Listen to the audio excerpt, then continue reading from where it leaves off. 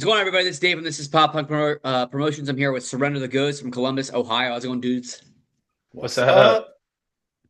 Really Oh wait, appreciate you it's guys that. coming on. Let's dive right into it. So, when and how did you guys form?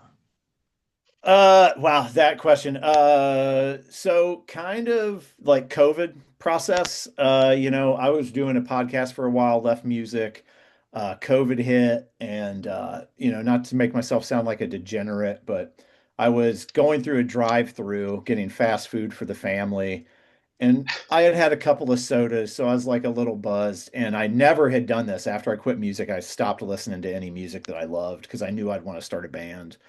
And I was listening to Saves the Day or Taking Back Sunday's self-titled, and Best Place to Be a Mom came on, and I was just like blared it. Like I'm sure Burger King was like hearing it through the transmitter, and I was just like, I'm starting a fucking band. And then from there, the story gets like super long. We had 1 million members. It took forever to get it off the road. Uh, the story that everybody likes to hear is like when how me and Ricky met, which if you know me very well, it's not that strange of a story. But for anybody who doesn't know me very well, they're like, what the actual F, dude? So Ricky, jump in there. Yeah, it was. Well, they'd been a band for 2 years by the time I met Ellis, but we were at a Real Friends Knuckle Puck concert at a show, or just a venue here in Columbus.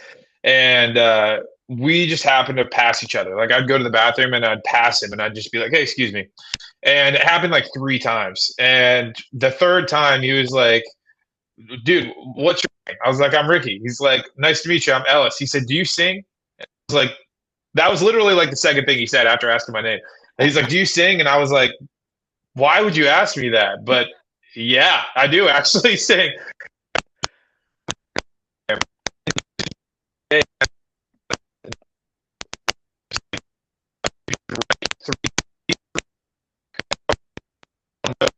You know, three take a while, and get back, ended up coming back out and getting back together. And it's just been it was September of 2020, what, four? Yeah. Yeah.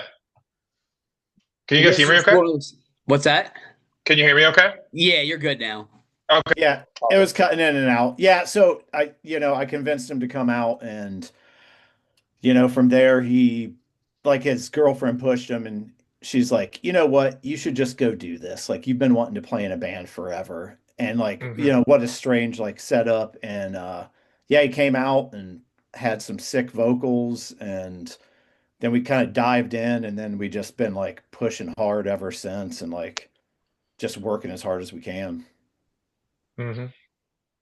That's awesome. I guess it's just one of those things where you just look like a vocalist. I guess. I've asked him since, like, why did you ask me that question? And he's like, I don't know. I just did. I was like, well, I'm glad you did, because here we are. Well, the best part is we opened up for Seosin up in Cleveland, and Ricky met some friends that I had in Cleveland that I literally met at an Amber Lynn show that I'd gone to by myself. And Ricky's like talking with him, and he's like, "Hey, how do you know Ellis?" And they're like, "We met him at this bar, man. He was just like here and like started talking to us." And Ricky's like, "Me too. That's Yeah, how I." yeah, pretty common thing. But it was just cool how it worked out. Like at first, I was very like tentative, and like he said, like Ellis said, my girlfriend was like, you know what, you should do it. Why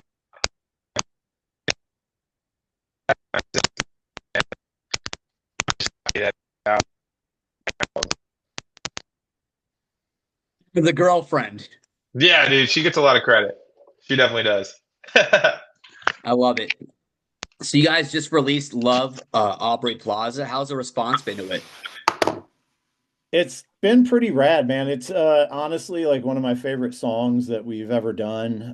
One of my favorite songs that I've ever been a part of writing and shit. And around the process, like the whole going into the studio was like super rushed. We were on a small label for a little bit, and we had released our very first EP, Everything is Everything, and they're like, "Hey, we're gonna put out full-length vinyl." So we booked studio time, and we had a bunch of like demo stuff, but nothing like solid. And we're rushing back into the studio, and didn't really have a whole lot of like finished songs. And I think like I kind of presented that like 2 weeks prior to going into the studio. And then we still really started like hammering on it really hard. And then Ricky just came to practice one day and he's like, I think I got the hook. And he started like laying down the vocals, and we were all just like, whoa. And during this time period, also we added like a third guitar player who's doing like backing vocals to like really help like the presentation live and just like fill out our sound. And so there's a lot going on in the song for a song that seems like very simple. And I don't know, it's just my favorite track that we've ever done. And everybody really seems to be gravitating towards it. Yeah, Who I do you really guys? enjoy that I'm one sorry. a Go lot. ahead. I was gonna say this new EP for the stuff that's coming out. We're just really proud of it. I mean, two of the songs were re-recorded because we just feel like the studio that we were at had a lot to offer for re-recording those songs, and then the two new ones will be coming out on the EP too, and they're two of my favorites for sure as well. So I'm really excited. I mean, I love Opry Plaza probably just equally as Car Sick, but I'm excited for Car Sick to come out too. Is that a Who do you guys teaser? record? I'm sorry. Go ahead. Is that a teaser? Car Sick will be the last single we release off this EP before we like release the entire thing. But yeah, jump in here, Dave. You just couldn't help yourself. You just had to get it out there because Oh, you dude. Yeah. usually that stuff's on the DL. After the episode, I'll send you the mixes and masters of Car Sick, dude, and you'll probably be like, release this now. It's all the music we were talking about prior to, like it just fits in that wheelhouse. And I don't even want to talk about that song yet because we'll have to come back on and talk about just like writing the lyrics to that song was like done by a campfire like the night before. Yeah. But we're talking about Aubrey Plaza, which we love. Yes, absolutely. So with Aubrey, who did you record it with, and how's the process? Go ahead and jump in, Ricky. Um, the process was great. I mean, like Neil was just really really helpful in helping me develop ideas for the songs, and he just has just a unique mind in how to add things in and add layers, and it just really helped me. I would sing it how I'd been singing it, and then he would give me his notes, and we would tweak into certain spots, and it would sound so much better. So it was like we were just very open with the process, and he was very hands-on with the creative side of the recording because we could just do it how we wanted to, how we thought it would sound good, and he'd say, "Try it this way," and then we'd all listen to it, and if it's the way we wanted to do it, we'd stick with it, and we'd go from there. But it was just fun to kind of bounce ideas off of each other while he's in there. And that was for guitars, anything we were recording, he had that creative input, and it was great. I really appreciated it. Yeah, working with guitars was like a little different this time because I've never been in the process of working with like three unique sounding guitars and three different sounding guitar parts like throughout a song. I mean, I've recorded a number of songs with like multiple layers and maybe you have like a third guitar come in for accents, but to have three like dedicated guitar parts and to fill up all this noise and to be like finishing some of the guitar writing in the studio, it was still just like a really warm, welcoming experience. It's Amish Electric Chair down in Athens, Ohio. Neil Turley, two U's. I'm always like really weirded out. Like, well, I mean, I'm also terrible about pronouncing names in general, but Neil Turley, Amish Electric Chair. Yeah, we love that dude. We've had a great time working with him. Yeah. It's always good, I think, to have an audio engineer that's able to push you, that's able to help you get out of your comfort zone and then push you to that next level. Right. Yeah, absolutely. Yeah, and it doesn't hurt that there's like an apartment that we stay in down there. And I think the first night Ricky was there on this last session, he did not leave the campfire for like 12 hours. And yeah, probably like a 15 pack. And he was just like sitting out there. He's like, being in the studio is real hard work, man. But then when it's your turn to shine, it's your turn to shine. Then you got to focus. Oh yeah, that's the hard part. I know. The meantime's great though. You know, sitting by a campfire, case of beer is a good time. Yeah, lots of pizza, lots of grilling out. We try to keep it pretty loose, you know. I mean, I really look at this thing as like just a blessing to like get to do this. And you know, the buddy hangs and stuff like that. It's like the best part of all of it. It's awesome. That's what it's all about. Yeah, absolutely. So you're from Columbus, Ohio. How's the pop punk, the emo, the alternative scene there? Do you have a favorite local band, a favorite venue? I'll jump in on this. Favorite local band is Minus, and they're our buddies. And we just did our Christmas benefit for Ronald McDonald House with them earlier, like early December last year. And we're getting ready to play with them here in about a month with our friends from West Virginia. We're playing Space Bar. It's going to be like our first venue it's the first time this band has played at Space Bar. We've played some really great venues in Columbus. So we've played some of the Promo West venues.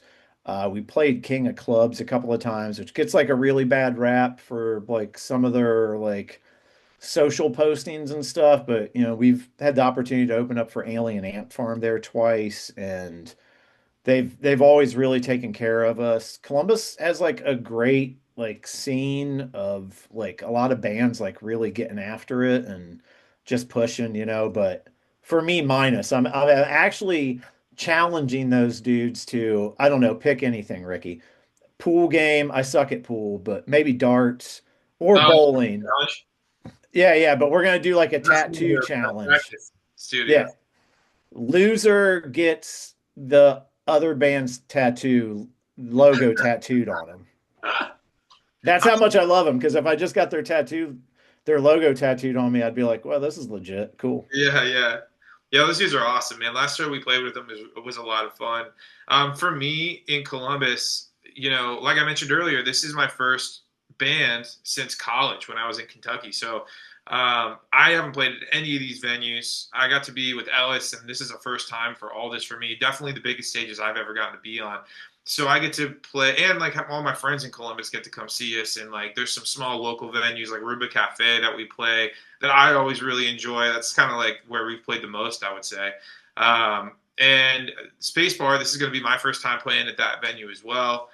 So I've just really, really enjoyed getting around Columbus, getting to see the other side of it, you know, backstage, and to get to experience the view from stage. And some of these places, I've seen some really amazing artists. So being just in the presence of where they've performed is powerful. Like, it's so cool where some of these places, like Ellis mentioned frequently or recently, we played Frankie's in Toledo, and seeing like some of the people, like just the people that have played there, like Pumpkins played there. There's just so many like crazy big names. So getting to experience that and getting to be one of those bands added to the list is really cool. But for local bands, my favorite, I've said it once, I'll say it again, Palette Knife is like this band that I really, really like. Those dudes are super cool. And I think they had a new single just come out, and they have a new album coming out soon too. But they're really good out of Columbus too. Right on. So who would you say your biggest influences are? Uh, I mean, can I go off cuff? You tell me. You've heard our songs. You tell me. What do you think our biggest influences are?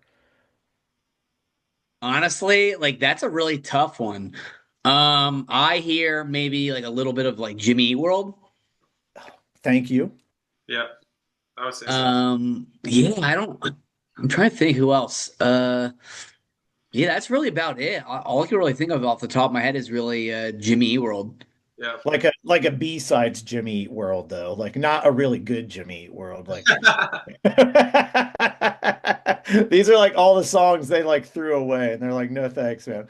Well, my favorite bands, and you know, I don't want people to be like, oh yeah, okay, they sound like that. Like my favorite bands of all time are like Taking Back Sunday and Anberlin and love like the Wonder Years, and you know there's stuff from the 90s I love too, like the Pumpkins and the Foo Fighters. But I mean those are bands that I love, I always go back to and I always listen to.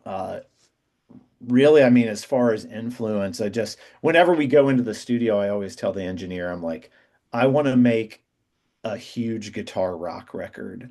And I think like one of the greatest albums like recorded at least in this emo scene or whatever is like Louder Now by Taking Back Sunday. Right. It's just this like guitar Mageddon of like powerful booming like, and so I guess that's it. Taking Back Sunday, Anberlin. I can ramble on forever. Yeah, I knew you were going to say "Take It Back Sunday," but I mean, I love him too, and that was something that we connected on when we were talking about bands that we love.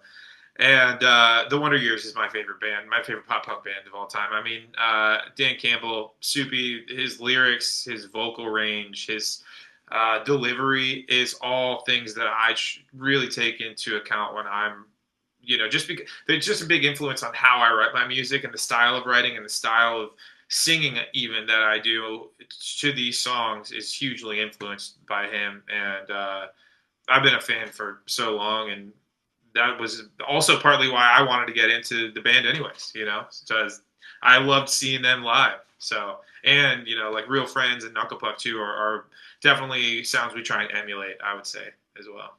Another trip to Cleveland that we had taken, we opened up for Fred Mascherino, or the Color Fred from Taking Back Sunday, and he was just playing acoustic, and it was fucking real cool to share the stage with him. But like Ricky at the end of the night, he just kept coming up to me, and he's like, dude, I was singing all of Adam's parts to the Taking Back Sunday songs tonight. And Fred just kept telling me to sing with it. And Yeah. it was like such a great, like, sing along acoustic guitar, like rock thing. And, one of those moments, like, they say don't like, I mean, Fred's like not much older than me, but like, like, don't meet your heroes, shit like that. Like, man, he was like the coolest dude. And, Yeah.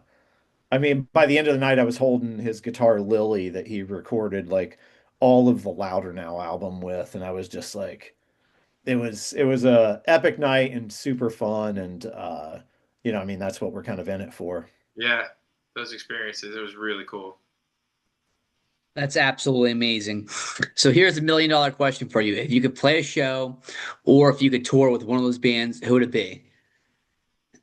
I'll let Ricky jump in. I mean, I can't not say the Wonder Years. Like that's like I have to if I could play with any band and get to like meet. We've met like a couple of them in person just from like Ellis. You were talking to Matt Branch from about possibly recording with him in the future and stuff. right, Yeah. right. So like it's cool getting to meet them just individually, but just getting to play on the same stage as them for the same show, like that'd be a dream come true for me for sure. Man, I don't like. Can I divert and pick like a band that's not one of those? Because I think like if I'd want to go on tour with a band, I'd want it to be like maybe the funnest people ever. And I think maybe all the back scene stuff I've ever seen from like Story of the Year, like I don't know if I would be able to keep up with them. And that's like saying a lot. Like I get pretty wild and pretty loose. So like seeing those dudes, they seem like they're having like so much fun. I would want to make sure if I was doing like a tour with a band, it's like how much fun are we gonna have? Like playing at that point, like playing music's all like secondary, right? You're like, oh, let's go clock in for 30 minutes and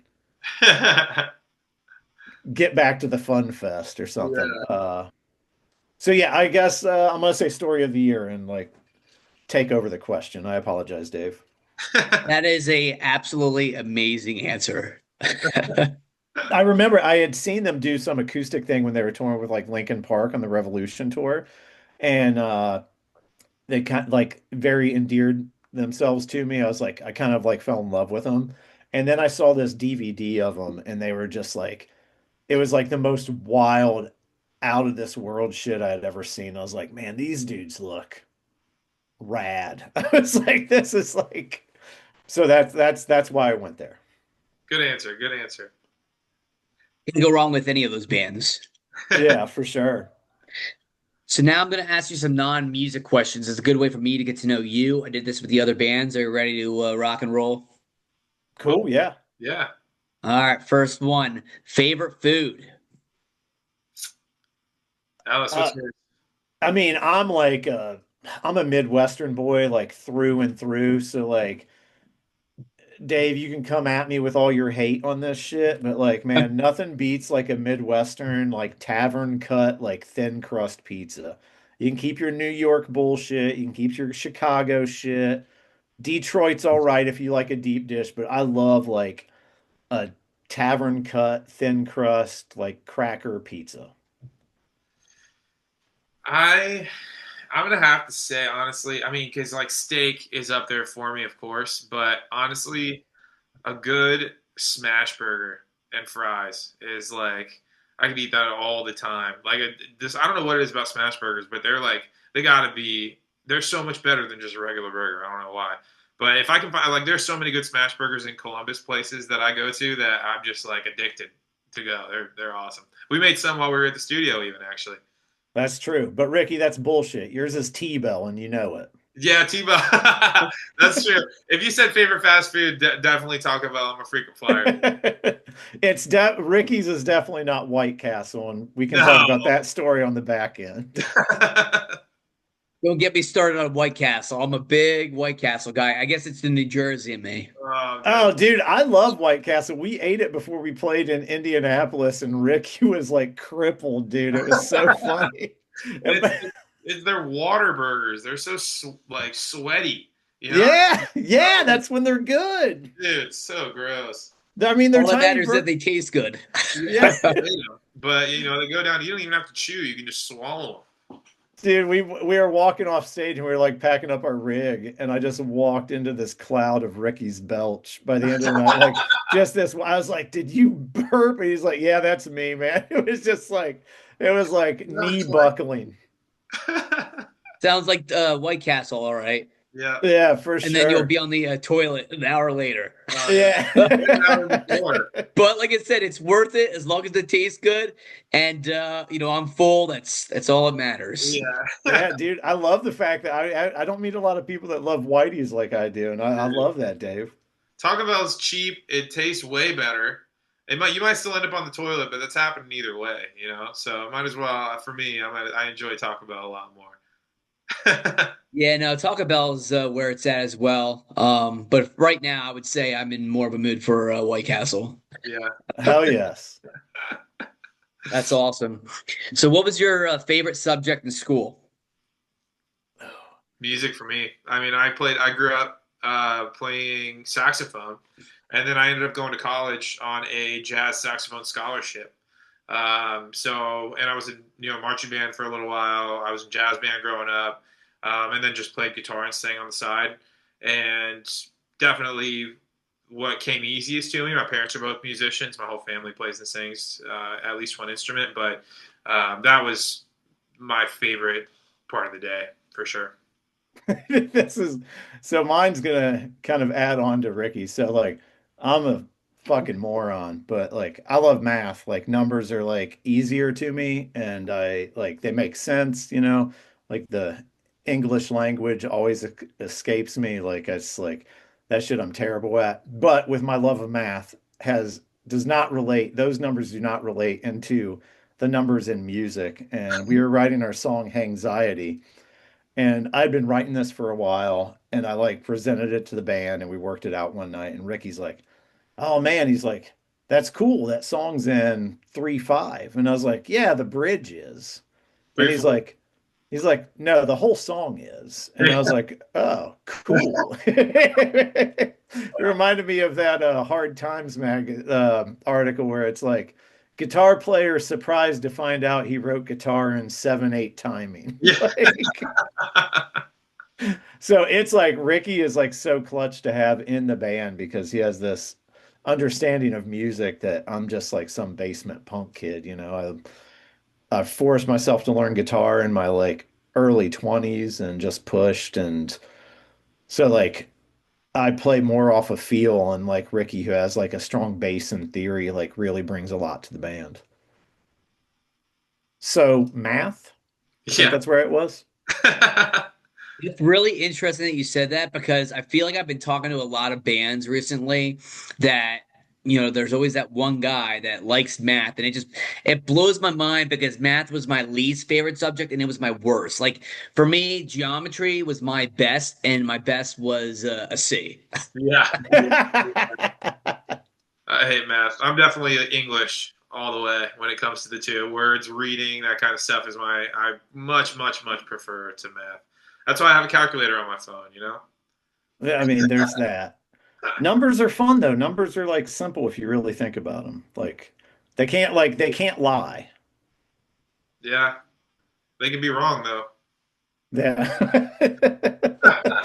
Definitely not 4-4 all the time. That's awesome.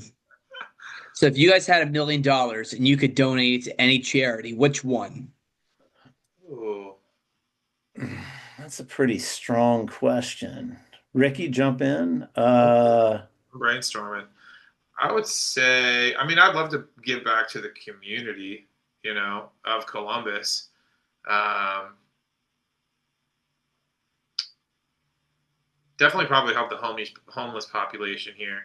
Because I mean, it's pretty. I mean, I know there's got to be charities for that here in Columbus. I can name them for you, but we get pretty cold here. You know what I mean? And like, there is a pretty steady, I would say, homeless population. So I guess that's my answer. Yeah, Columbus homeless. First off, $1 million is going to put very little dent into all the damage that are some of the cuts that have come from our current administration has done. So, uh, nobody knows this about me. This is a first. Ricky, you've never heard this before, but so I was adopted. Actually, everybody knows that. I was I just lord know that one. it. I lord it over everybody because I have this sense of abandonment. But I guess I would want to give to like some foster organization and really try to support like youth and trying to kind of find their passion and just kind of like support them through everything. Like I said, $1 million is barely going to scratch the surface in anything, but I think I stated earlier our Christmas thing, we donated to Ronald McDonald House kind of like through my work and stuff. Like we're a big believer in charity and you know, we play in this band for the money, obviously, because we're just like Yeah.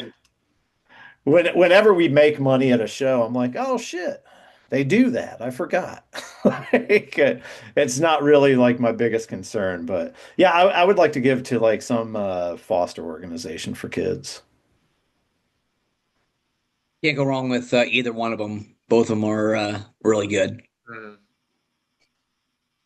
All right, last question. What are some places in Columbus that visitors should check out? For music or food? Oh, overall, music, food, history.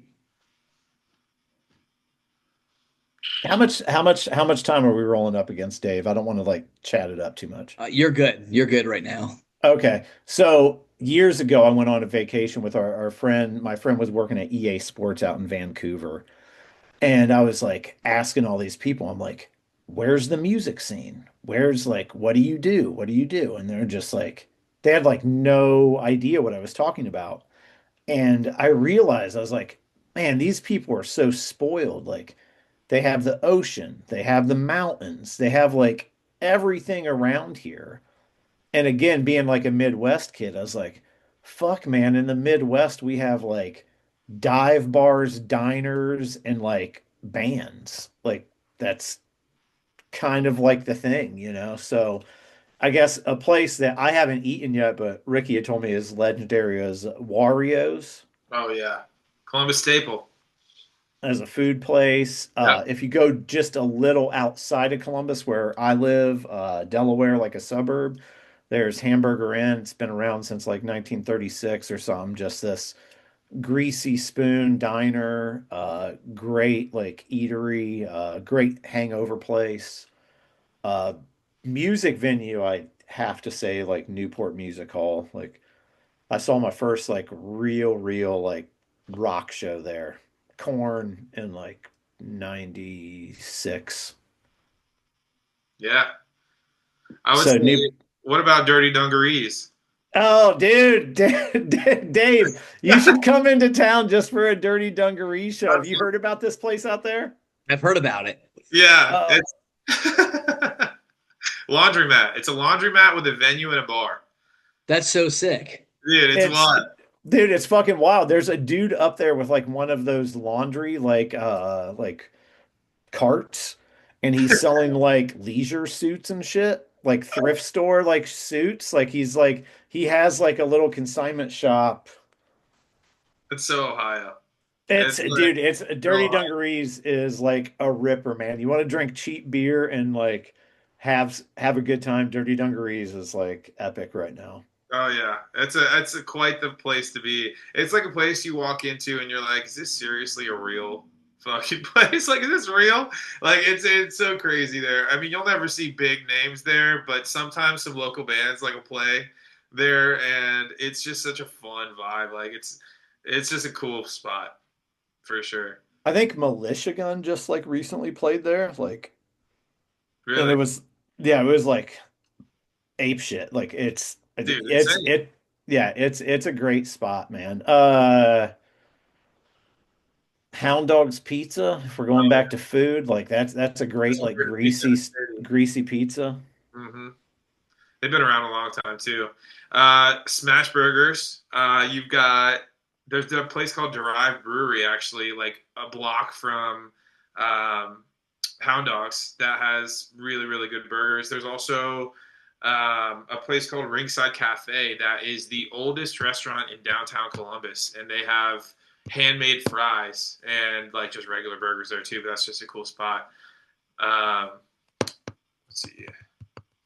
Columbus is a cool. I mean, there's a lot to offer. There's food, there's music, there's entertainment. Like history-wise, restaurants combined. There's a lot of stuff here. Ricky's like, there's a lot to offer. There's food, there's music, there's alcohol, there's food. Yeah, Important stuff. Yeah. Like, yeah, what do you want? yeah. No Well, now I mountain. know what I'm doing. I want to come out to hang out with you guys. Yeah, Uh, dude, if you make the trip, I promise you, we will make it absolutely worth it. We'll eat some very fine tavern pizza. So let me flip the script on you. What's like your favorite style of pizza?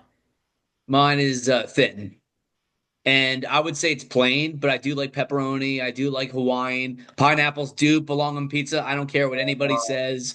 Onions, peppers, all that bacon, all that stuff. So you talking like thin, like New York, like New fold Jersey, New style? York. Oh yeah, fuck you, man. Like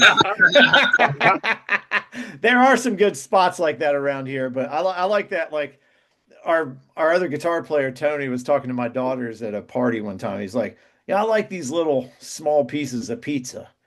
Nobody ever knows how many I eat." It's just like when you're popping them in like appetizers and shit, dude. There's a great joint around the venue space bar, Lito's Pizza, a little like oh yeah. kind of New York-esque style, like very thin, like hand tossed, like pizza by the slice. Like it's killer, crispy, but yeah, it's good. You probably like hound dogs too. I don't think I've ever had a hound dog. I'll have to try it when I come out to hang out with you guys. Yeah. Oh, dude, you should really come out and we should do one of these like live. How far is Hershey? From Is it like Hershey to Columbus 6? is like 5, 6 hours, so that's nothing. Yeah. Yeah, No, that's not terrible. How but far is it for you to get home? From Hershey to New Jersey is 2.5 hours. To where Oh, I'm from in New Jersey is 2.5 hours. hell So yeah. again, nothing. yeah, Yeah. not bad. Put Talking on about like five drive. CDs and then I'm ready to rock and roll. Yeah, yeah. Hell yeah, dude. Yeah, we got to get you out here, man. I mean, all expenses paid. I mean, I'll even cover some of the gas. This summer, keep your eyes peeled for this summer. Oh, yeah. We'll be in touch. Yeah, dude, well, you should definitely do one of these like live. Like we're hitting some weekends. We're actually doing some PA stuff in June. I think we're going to Erie and then Pittsburgh. I'll get you the dates. I mean, I know that's not still super close, but like Mhm. As it long as it work doesn't interfere, there's a pretty good chance. Nice. yeah. Probably a White Castle there. Don't tell me twice. I am there. I mean, as long as you're okay with like sleeping on concrete floors in hotel rooms and like, Hey, I mean, I've done it before, so it's nothing new. yeah. Last time we went on tour or we had a show out of town, the hotel we checked into gave us the room to somebody else's room that they were already in, and it was like 2:30 in the morning probably. Is that I don't know. I was Yeah, no, that's real right. early in the morning, and all five of us are ready to go to bed. So like we're just huddling into this room in the dark, and the person in front sees feet moving and like people in the bed, and he's like, "Oh shit!" and like backs out. We're like, "What, dude? What?" And then and then the guy wakes up and he's like, "Hello," and we're like, "Oh my god." I would have been like scared. I'm like, all right, guys, let's get out of here. Let's go somewhere else. We probably should have if it wasn't 3 in the morning after a show. We were like, Oh, dude, we sprinted out of here, out of there. And then the lady's like, well, your name's Matthew Ellis. And this guy's name is like Elliot Mathis. So you see how I made the mistake. And I'm like, no. I don't. Not really. No, not at all. That close. It was like you're giving her too much credit. It wasn't that close. It was such a mess, man. But those are the fun things, dude. Dave, I'm stoked for you to come out and kick it with us, man. Down the days. Yeah, dude, I will definitely like email them over to you once they're like completely confirmed. Like that'd be fucking rad, dude. For sure. We'll be in touch. Well, I really appreciate you guys coming on, and the support means the world to me. Absolutely. Hell yeah. Thank you too. Yeah, cheers, brother. Thank you so much. Love Aubrey Plaza. And our next single, if I can plug real quick, Living Backwards, which is a re-recording off of our very first like EP, like kind of like basement demo stuff, is dropping March 10th. And we're starting to push that really now. We're like super proud of that one. We're gonna have singles coming out for the first 6 months of the year. And then shortly after that, we're going to start working on like an acoustic EP of like about 4 or 5 songs. And the Do what the grind man sucks. says. Yes, the grind Do what the sucks. man says. Listen to the music. Buy a shirt. Buy a vinyl. Support local music. You guys are killing it. Keep up the dope work. Absolutely, man. Appreciate you, Dave. Thank you so much, man. Boris, have a good one, guys. Cheers, bro. See ya.